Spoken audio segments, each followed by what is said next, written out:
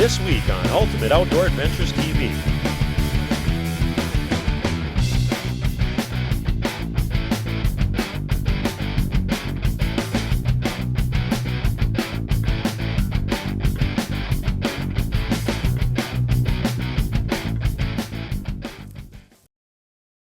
Hey everybody, welcome to this week's show. This week we're joining our good friends up in Minot, Prairie Grit. Now Prairie Grit is an organization that gives sporting opportunities to those who are less fortunate that have physical and mental disabilities. And on this week's show we're going to take you on 3 of those hunts. So stay tuned for some great action coming your way.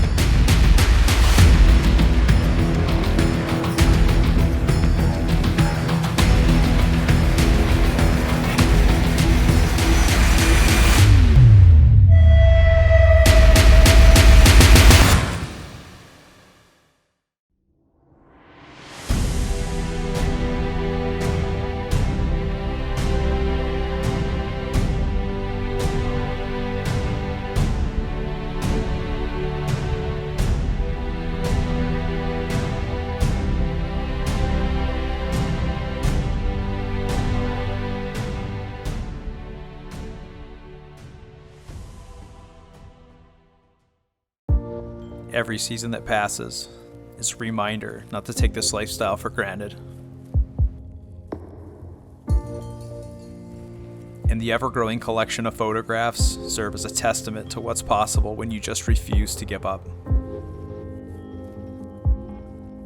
The pictures show a success that lies so much deeper than a trophy.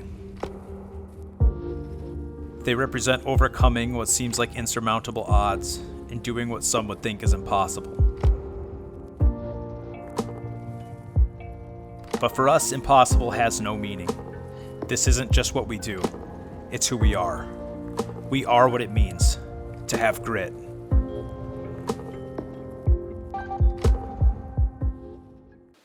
On its first hunt, it's pretty cool because they're actually going on an antelope hunt in Wyoming to a place that we've hunted many times in the past.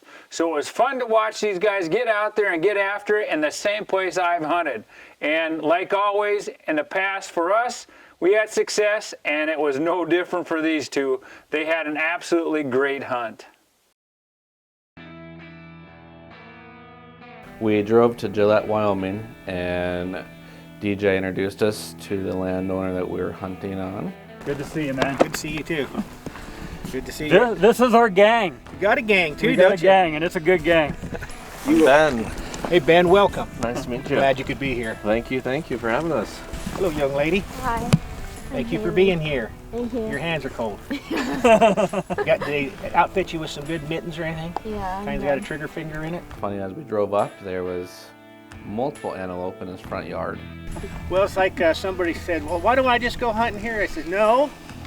I trained these guys to be here to make your mouths water so I can take you someplace else and make you think I really do have lots of antelope. I do have lots of antelope. That we were not allowed to shoot, even though they were shootable antelope for sure. And he then proceeded to show us the different spots that we were going to set up at. So this was my second year going to Wyoming with Prairie Grit.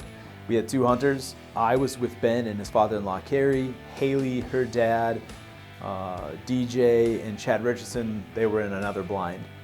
We could tell the rut was on because the one buck that we were watching was chasing every buck out of that valley. Once we got our blind set up, there were antelope all over the place. It was like we sat there and we saw a herd of does and one nice buck that was just pushing everything around. It didn't matter what came in, any buck from any direction, this one dominant buck that was in our water hole was just pushing everything around the whole countryside. It was super fun to watch. start walking and he'd sprint across and push him all the way up the hill.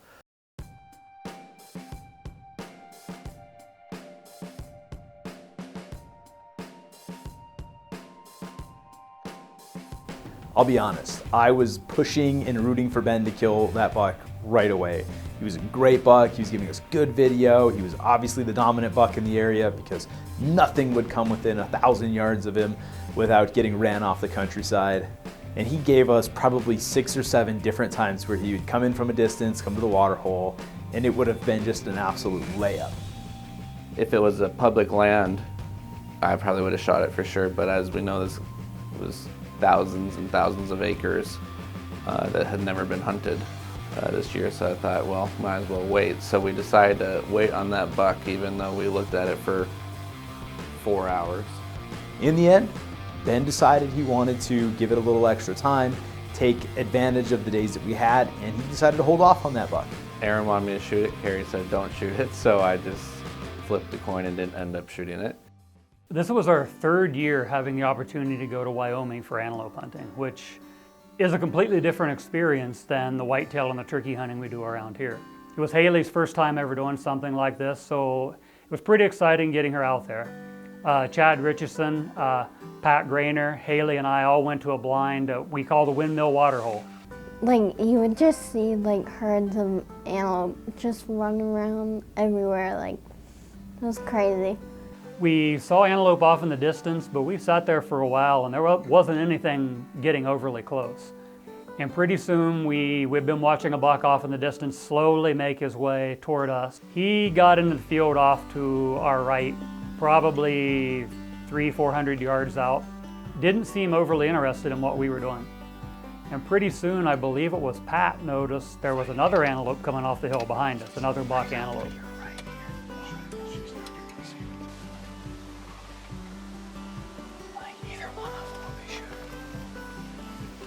When that buck came down, now things got more active. There was some territorial issues going on between the bucks. You couldn't really tell whether they were friends or whether they were adversaries. But when both bucks got into the field, started chasing each other around a little bit, then they started making their way toward the water hole. We were set up about 140 yards off the water hole, assuming the antelope were going to cross the trail and give her that 100-yard shot or so.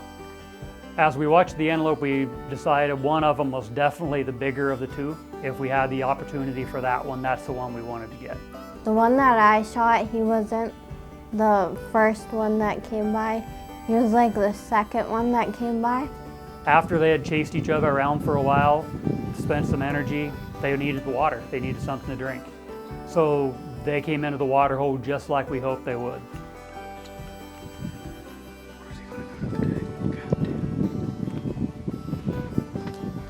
The smaller buck came up there and paused, looked back our way.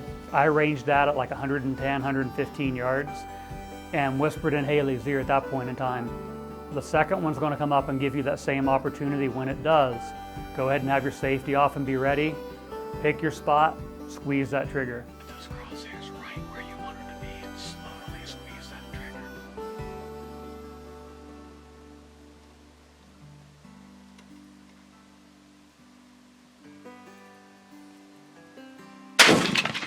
You got him. You got him. Oh, he's gone down. He's not down. That's right, but he's not Now? liking it. He's Down. He went down. We did it! We did it! Good job. That was incredible. Whew.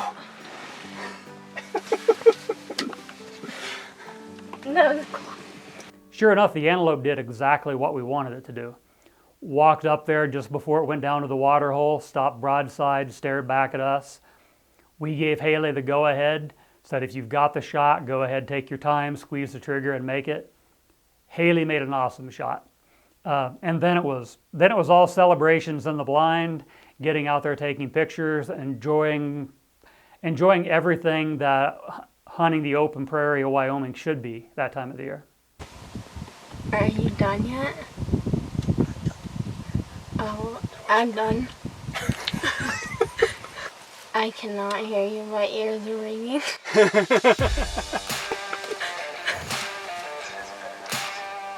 Oh, it's not.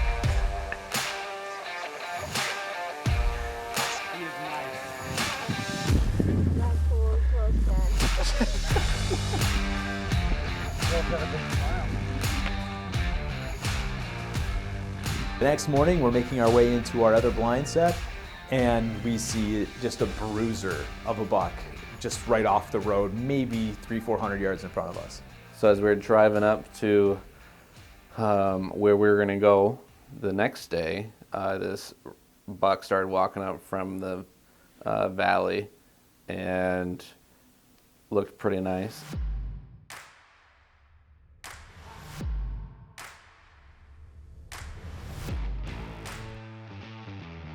We are absolutely going to take an opportunity at a beauty like that any day of the week, and we made a play. So we reversed back down so that he couldn't see us. Carrie, Aaron, DJ all jumped in the back of my truck. I don't see him, Ben. I'm guessing he ran on out past the tank. Okay. So drive forward. I'll give you a if I see him.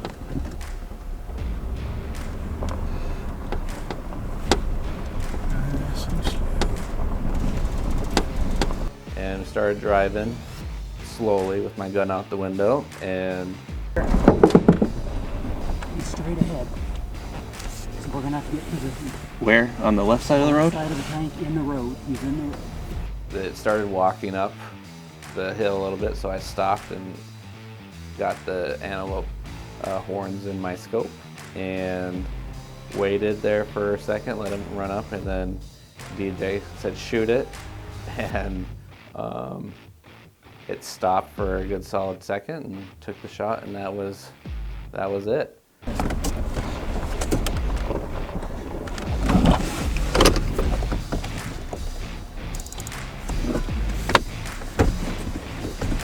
Hey! I can't see him yet. Hey!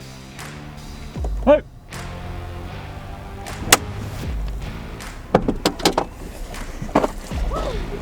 Hell yeah! Woo! That's the way you drop a goat. Oh, shaking. So it was an awesome hunt, and I really enjoyed it, and super pumped about it. No, you're not. Right? Nothing. Okay. Right here. Yeah. It didn't just happen when he went down, did it? No. He stepped into the road, and I hollered at him, and I said, "Shoot, Ben!" And Ben pulled the trigger. Boom, and it went down. It's nasty. Just awesome, and awesome cutters. That's it. Everything you could ask for right there. That is a good goat.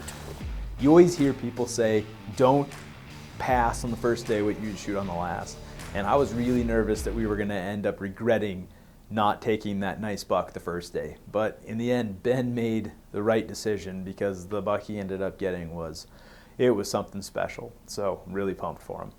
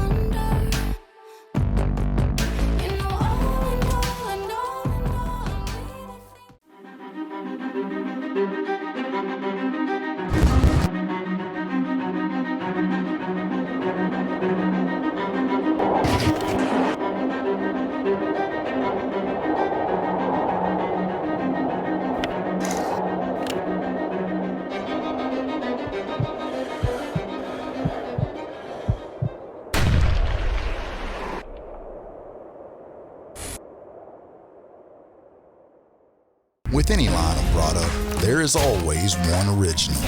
At Big & J, we're proud to be just that when it comes to long-range attractants. Since 2007, we've established a product that not only enhances the overall health of your deer herd, but also enhances the experience of the hunter. And it's no doubt been proven by our countless customers year after year. Make no mistake, Big & J is the original long-range attractant. I love my Fusion wireless camera. It's the easiest cell cam I've ever set up. Download the command app. Scan the QR code. You can go into the app, it shows you when the activity has been in front of your cameras. Check it out, the Fusion wireless camera from Stealth Cam.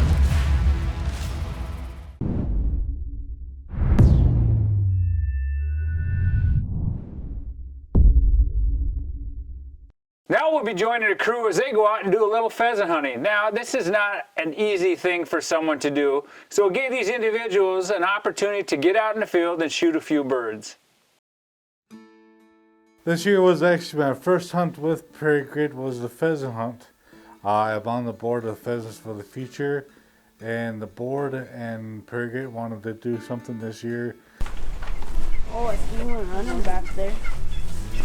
We were so grateful for Pheasants for the Future to help us out getting an adaptive pheasant hunt together. Not only did they get our guys out chasing some birds, but we got to do some behind the scenes as well. Some of our hunters got the chance to go check out a pheasant raising operation. They also got to band some birds and then get them released. And it was such a cool and learning experience for a lot of them. Hold one. Get it banded. It's real easy. The hunt was equal parts awesome and challenging because this is one of the first times we've gotten to be able to go after the animals and not try to get them to come to us. But with every level of difficulty comes another level of excitement, and our guys were stoked to have the opportunity.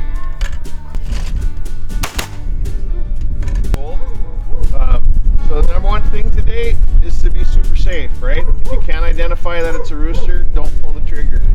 If the bird is low to the ground by the dog, don't pull the trigger. Make sure the bird gets up and clear. You gotta make sure you're pointing your gun in a direction that you intend it to go to, and you don't shoot anything you don't intend to kill.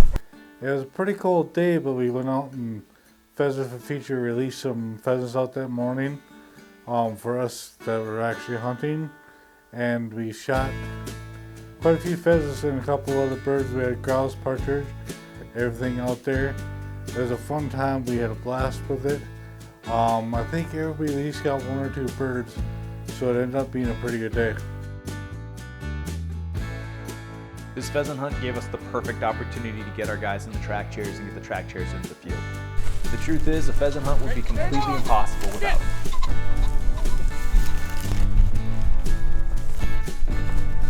Partridge.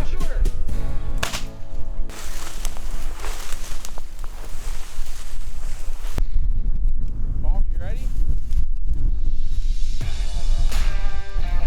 Rooster! Got it! Yeah!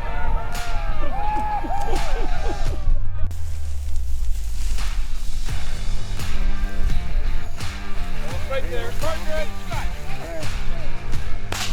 Got it! Yeah!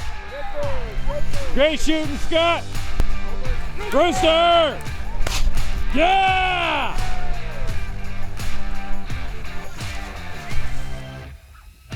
So the total of us hunters that were out that day, there was 5 of us out there. Some guys went to the infantry and came back. Some kind of hopped off the track wheelchair, which is the best creation ever because it just made it so much easier to actually hunt on instead of trying to roll through the field with a regular wheelchair.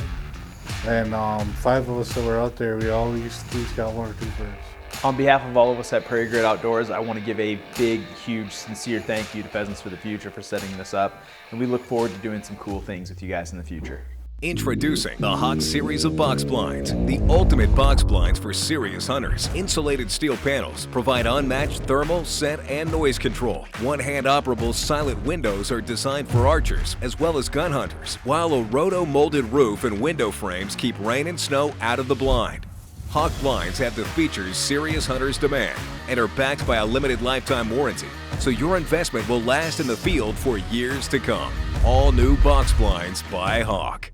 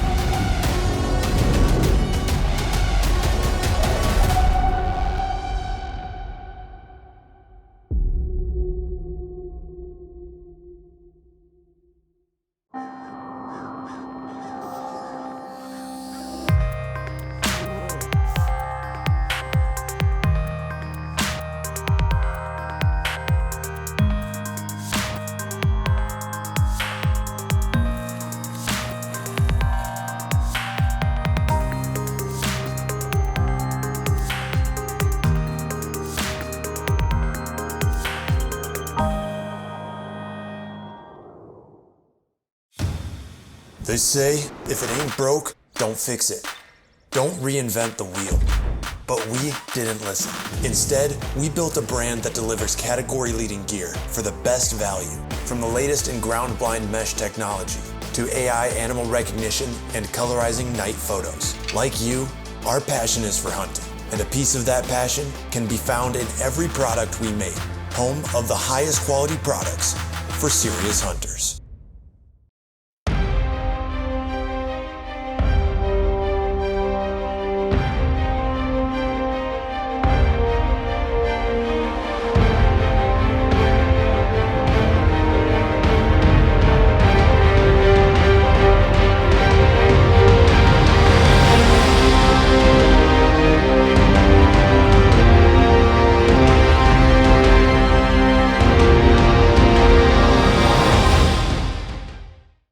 Now on this last hunt, we're going to be joining Ben, and Ben heads out late season. And if you remember what it was like, it was full of snow, super cold temperatures, but Ben stuck it out and ended up shooting an absolutely amazing buck.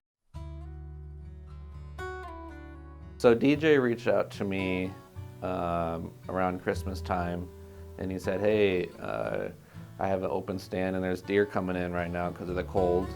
Would you like to sit and potentially shoot a deer? I was like, sure, yeah, I'm down for that. Maybe 3 days later, he said, all right, let's go out tomorrow. And I looked and it was like negative 16 degrees, and I was like, that does not sound fun. In the area down behind my house, I had some corn plots out down there, and when we saw those temperatures plummet, I noticed on my trail cameras that deer activity really picked up. We were sitting there waiting.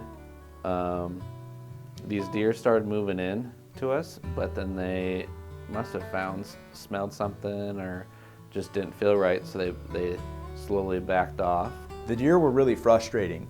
They would come within 40 yards, not really giving a shot, but they would hang up on the fence line and then they would turn back around and walk where they came from. And this happened 3 or 4 times as we sat there throughout the day. So we had several bucks that went around us, wouldn't quite come in, a lot of does milling around. And I'm sitting at the back of the blind, and pretty soon I see Ben and Aaron pointing. You can tell, they're a little bit excited over this. I spotted a deer, the deer I shot on the left side of us, barely coming in. And we watched him for a good solid 15 minutes.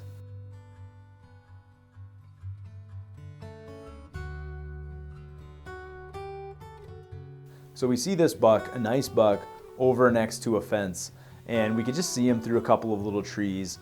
And it seemed like he was there for 45 minutes, but it was probably only about 5. Stayed patient, and he jumped the fence. That's really good work. Here we go,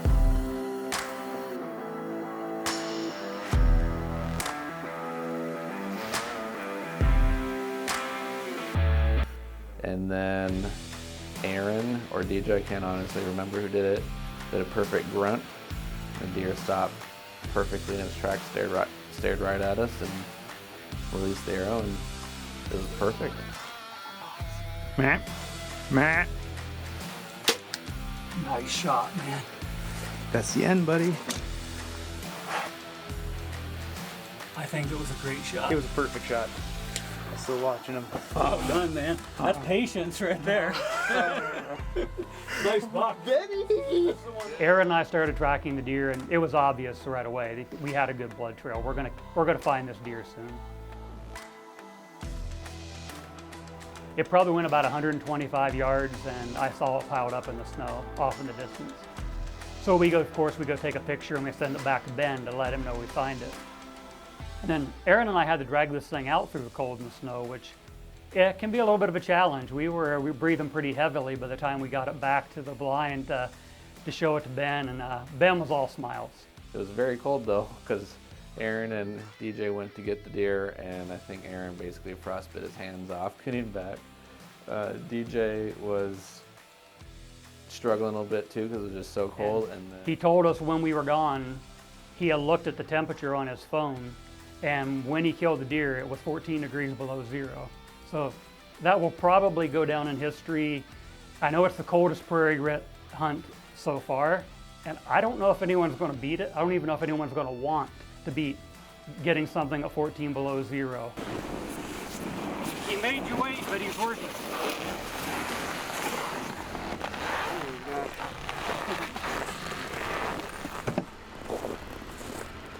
He's just perfect from one side to the other. Yeah, he is.